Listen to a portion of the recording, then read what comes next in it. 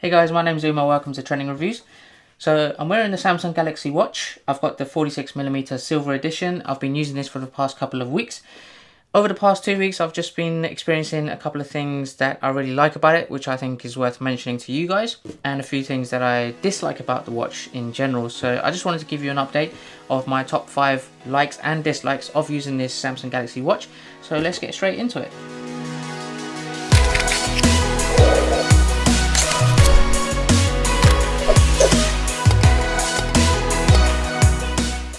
Right, so running through the top 5 likes about this watch in no particular order.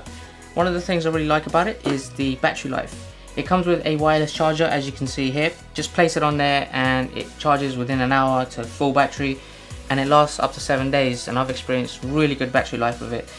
I've seen a lot of smartwatches out there on the market. Some of them have got 1 day battery life. I know the Apple Watches is about a day. Some of them say 2 days, 3 days, 4 days, but none of them really go as long as 7 days for a watch of this level. So personally for me, that's actually one of the reasons why I actually bought this watch, is mainly for that battery life.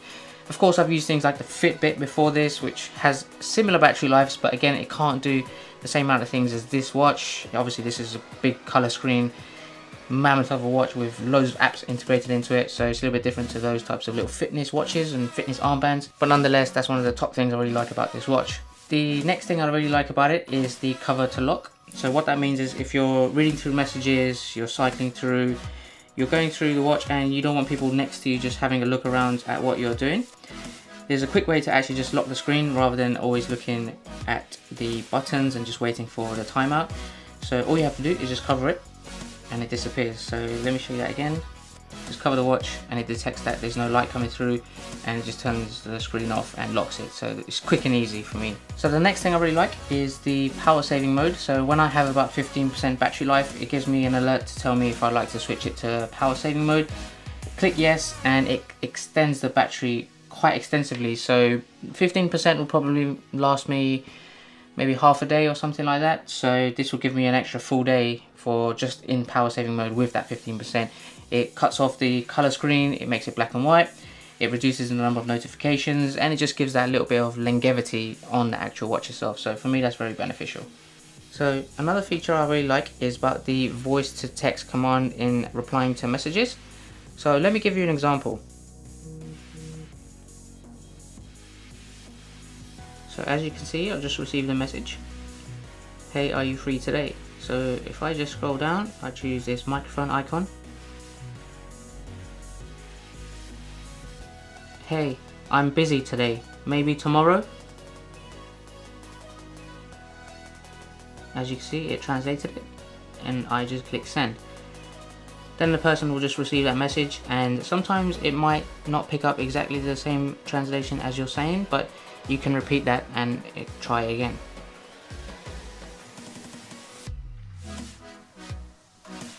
As you can see. Okay, I'll call you tomorrow. It did a pretty good job picking that up, and I think that's really useful when you don't have your phone out with you, you've got it in your pocket and it's not in an environment where you like to pull it out. Then you could just do that by using your watch as well. Just make it easier when you're in a hurry walking on the street or so on. The next thing I'd like to mention is the ability to link your watch to your laptop, for example. So here's an option for PowerPoint slider. So I've tried this with a couple of presentations on my laptop.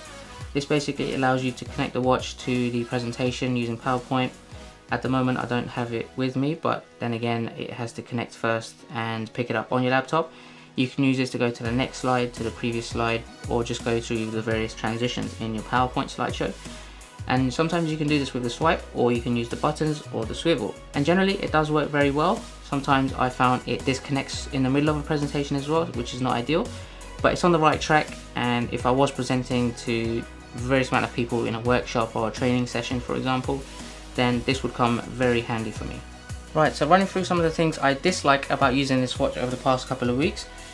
Firstly, I wanted to utilize Samsung Pay so I can just make payments wirelessly by using my watch, maybe using it on the tube as a wireless payment. But I've realized that Samsung Pay is incompatible with my bank account. I'm actually currently with Barclays and there's no way for me to connect to Samsung Pay with them. They have their own sort of mobile payments through NFC. They don't really get compatible with the Samsung Pay options. I think that's a little bit similar. I've had problems with Android Pay as well, but nonetheless I can't really use that, so I won't be using payments with this anytime soon. Secondly, as I showed earlier, I did like the voice to text feature in replying back to messages. One thing I'd really like in a future update, it does have a microphone, so I'd like to be able to reply with voice notes. So when you receive a WhatsApp message, you click on the microphone icon to actually send a voice note. Maybe limit the recording to 60 seconds or something, but I think that's very beneficial. It's just a lot easier. When I first saw the microphone icon in the replying to text message feature, I assumed they were voice notes until I realized they were actually voice to text commands. So if that can happen in the future, that would be great, and I'd be looking forward to that. But one of the things I really struggled with is actually getting the text recognition to be 100% accurate. So that's one of the dislikes of using that. Another one I've come across is the wet marks and sort of scratches that you can easily get on this screen. So when I'm out and about and maybe it's raining just ever so slightly, the wet marks on there, it stays and you can see it very visibly. Indoors, outdoors, you just have to always make sure you have a cleaning cloth with you. I find myself just rubbing against my shirt to keep clearing it, but nonetheless it's supposed to be waterproof. It is waterproof, and I just think it should be a little bit easier to clean, especially when you are washing your hands regularly throughout the day as well. You get splashes on there, they'll stay on the screen, so you have to make sure you continuously make it clean. And one of the other things I find as well, the fingerprint marks are quite visible as well, so possibly if there's a way for them to make that screen a little bit easier to wipe and more resistant to wet marks and fingerprints, I think that would be a big win. The other thing I wanted to mention, which I was actually quite surprised, is for a fitness watch, it actually doesn't come with a timer or a stopwatch app. So there's multiple widgets that come on this, but timer and stopwatch is something I use when I'm in the gym. I want to be able to time myself. Now what I realized afterwards is that I have to go to the Galaxy App Store separately to actually download that.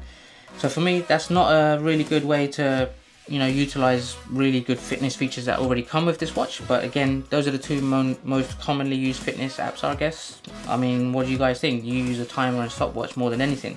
It took me a while to figure out that it wasn't actually available with the watch. I had to download it separately, but nonetheless, that's what it is. And lastly, with one of the dislikes is the actual weight of the watch. I've noticed when I've shown people the watch as well, they've all said the same thing, that it's pretty heavy. Now this comes in at 63 grams for the 46mm silver edition model.